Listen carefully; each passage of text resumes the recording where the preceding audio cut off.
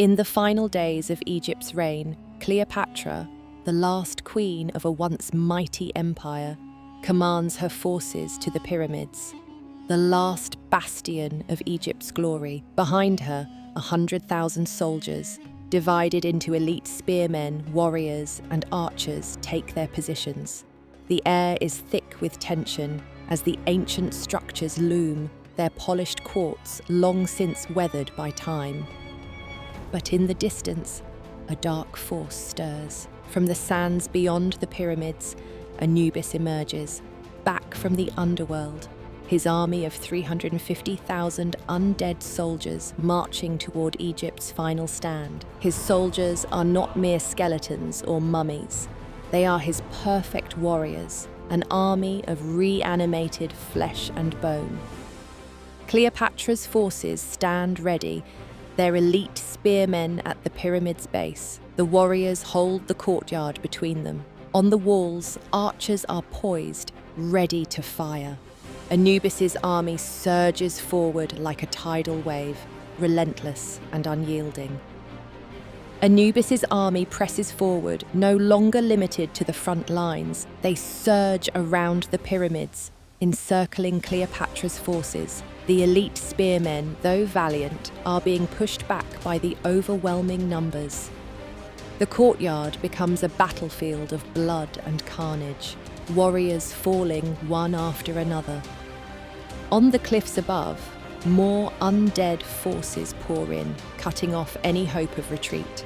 The once mighty Egyptian defences are crumbling. The archers, holding their positions atop the walls, continue to fire with precision, but even they can't halt the tide of the undead.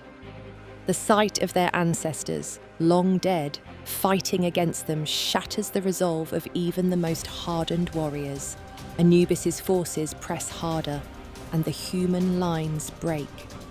The battle has taken a grim turn.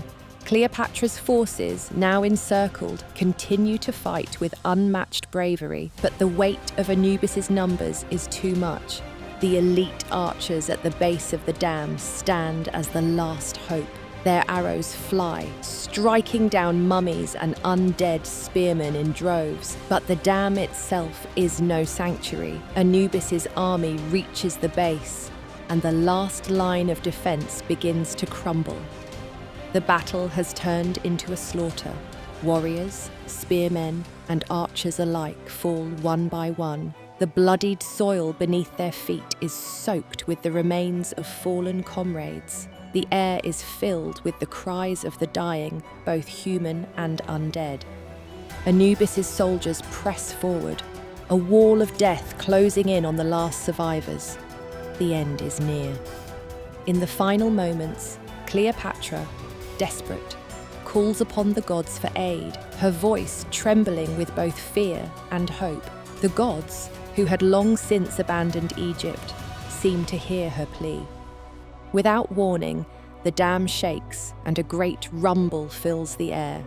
Water begins to rise, first slowly, then with terrifying speed. The gods have answered.